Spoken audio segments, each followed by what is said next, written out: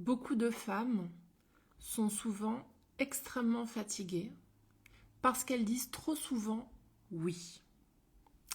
Pour le live du jour, on va parler justement de la conséquence de dire oui à tout bout de champ. Quel est le coût? Si tu fais partie de ces personnes qui se sentent fréquemment fatiguées, je t'invite à regarder dans tes journées combien de fois par jour tu dis oui, alors même que ton corps peut-être entre en tension et te clignote pour te donner un indicateur que c'est pas ok. On va aller voir quelques exemples justement un peu plus concrets et le premier exemple, c'est le oui par automatisme. Ce fameux oui, oui, je vais le faire. Oui, oui, je m'en occupe. Oui, oui, pas de souci. Quand on nous demande quelque chose et que avant même de réfléchir à ce que l'on est en train de nous demander, à ce que ça va nous coûter en termes de temps, d'énergie, peut-être d'argent, avant même de réfléchir, de notre bouche sort le oui, oui, c'est bon, je m'en occupe. Ça, c'est souvent un exemple hyper typique de je dis oui, mais je n'ai pas évalué ce que ça va me coûter derrière.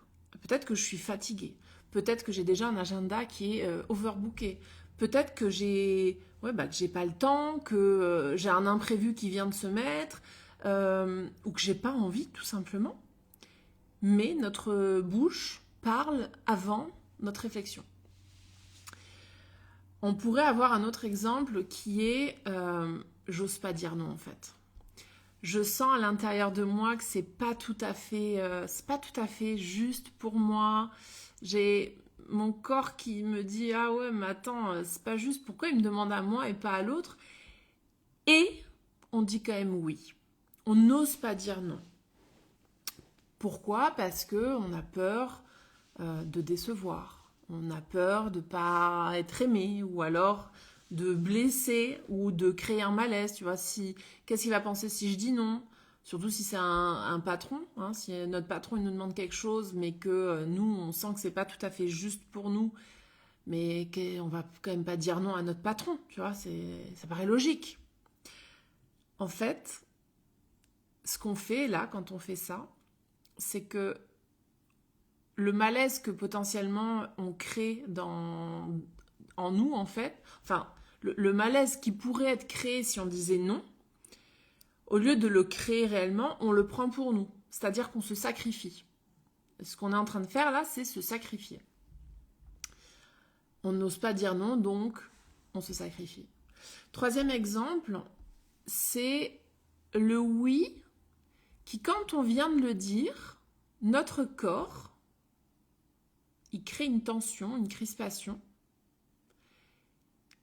ou une lourdeur, une fatigue ou une irritation.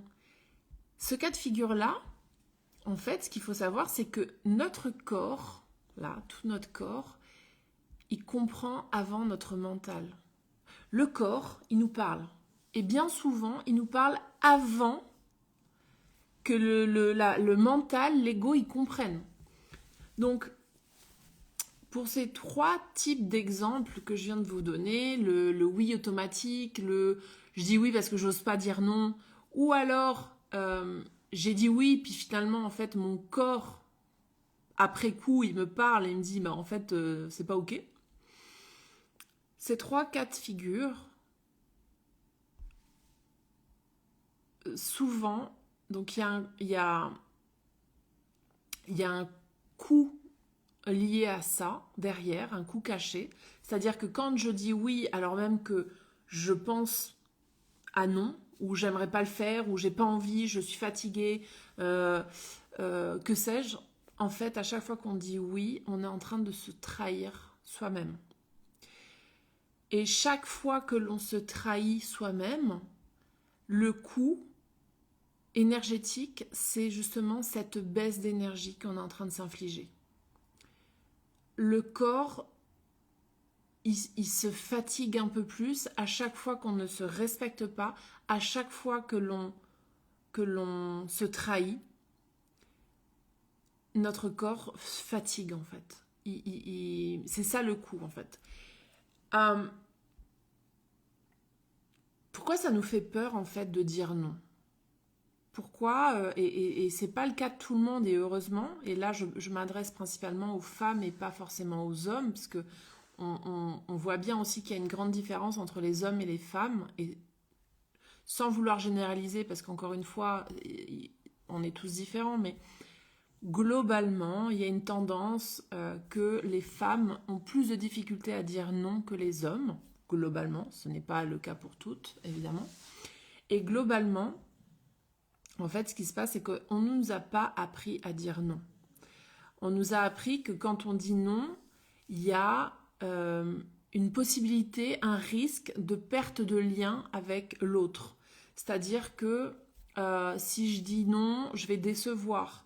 Et peut-être cette personne va arrêter de me parler.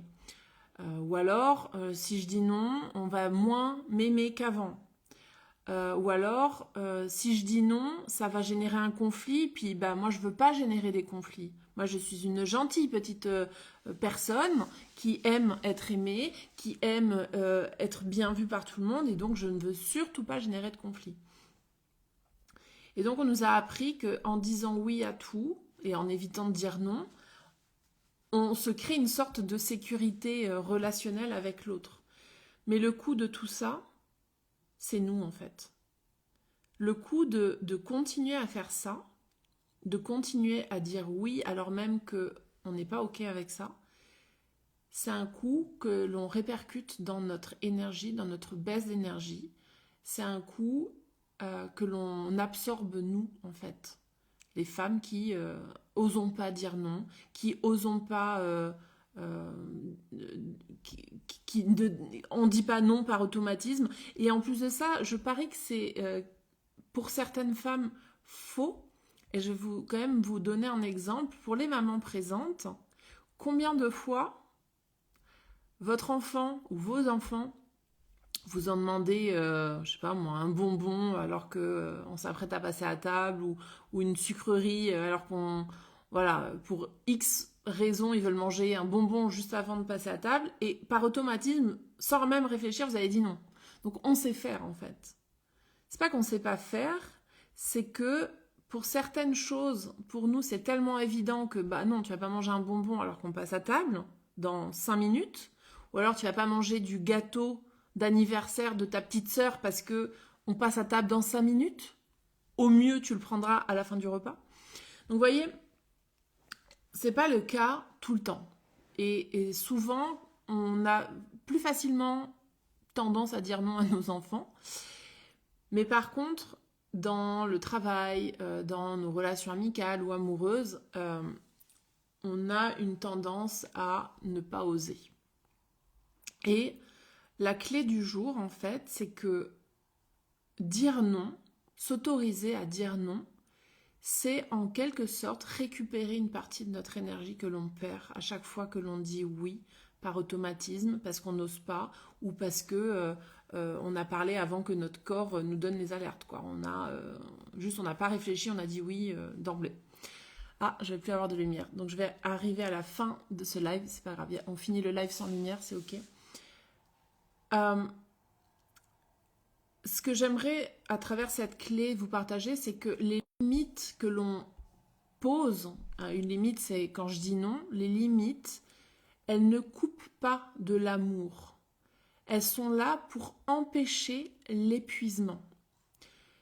Et ça, c'est hyper important de le ressentir. C'est-à-dire qu'une limite n'est pas là pour nous couper de nos relations.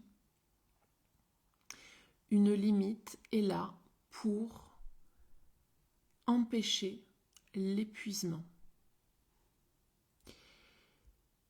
Un exercice très rapide que je vous propose aujourd'hui, c'est de venir juste dans l'observation. Donc regardez aujourd'hui, prenez la journée d'aujourd'hui et venez juste observer aujourd'hui. Ou est-ce que vous avez dit oui par automatisme?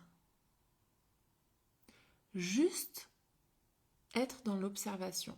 Je ne veux pas que vous corrigiez. On n'est pas là pour corriger, on est là pour observer, sans jugement.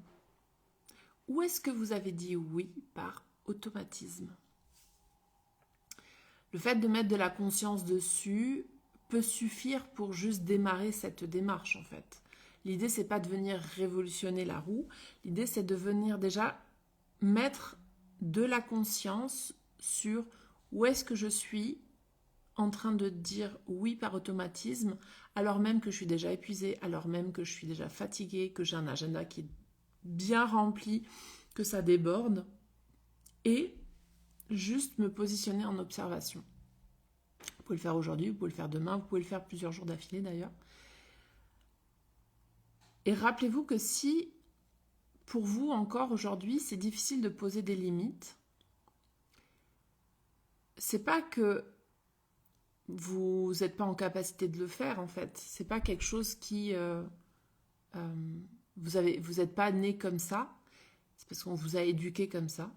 Potentiellement, vous avez vécu dans une famille où peut-être qu'il y a une fâcheuse tendance à ce que la femme soit dans le sacrifice vis-à-vis de l'homme. Enfin, c'est un exemple, hein, ça peut être autre chose. Mais la bonne nouvelle, si c'est le cas ou encore une autre situation, la bonne nouvelle, c'est que de la même façon, on nous a appris à être comme ça, on peut apprendre l'inverse. C'est-à-dire que c'est pas une tare qu'on a, c'est pas quelque chose qu'on est obligé de subir toute notre vie. Si vous avez envie de changer ces façons, la bonne nouvelle, c'est que vous pouvez. C'est en votre pouvoir.